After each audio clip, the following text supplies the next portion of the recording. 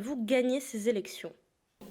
Je vais gagner ces élections parce que je suis porteur du plus beau projet, qui est de bâtir une région prospère, généreuse et fière.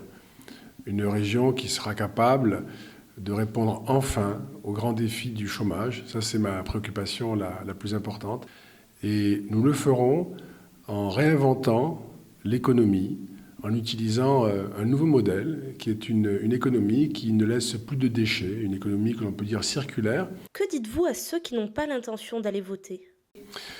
Alors je dis que si on ne va pas voter, ce qui reste une liberté, hein, on n'est pas dans un pays de vote obligatoire, heureusement, c'est aux candidats et aux partis et aux programmes de donner envie d'aller voter, donc la responsabilité elle est quand même beaucoup chez les candidats, mais ceux qui n'ont pas envie d'aller voter doivent mesurer que ne pas voter, ça n'est pas ne pas décider en fait. Donc quand on ne va pas voter, on accepte d'être gouverné par des personnes que d'autres auront choisies. Dominique Régnier, quel est votre nom préféré pour la future région?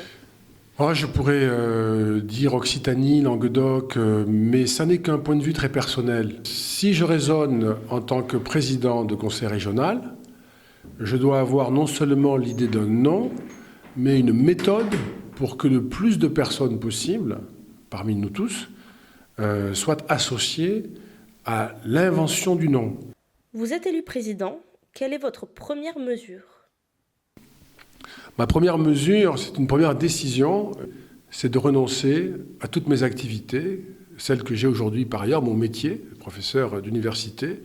Je dirige une fondation, j'arrête aussitôt, puisque ma promesse est d'être celui qui se consacrera entièrement pendant la durée du mandat à cette fonction-là, sans faire autre chose, sans demander un autre mandat, que ce soit parlementaire ou élu local, pour être chaque jour à l'œuvre, à la manœuvre, pour défendre ma région, ici et dans le monde.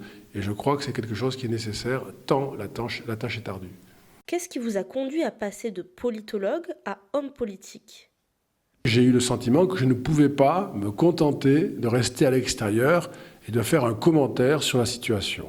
Et j'ai souhaité être responsable et m'engager pour être aux côtés de celles et ceux, des élus, des citoyens qui s'efforcent, quand ça va mal, de faire en sorte que ça puisse aller un peu mieux. Donc c'est un sentiment, si vous voulez, de vive inquiétude qui m'a amené à passer de l'observation à l'action.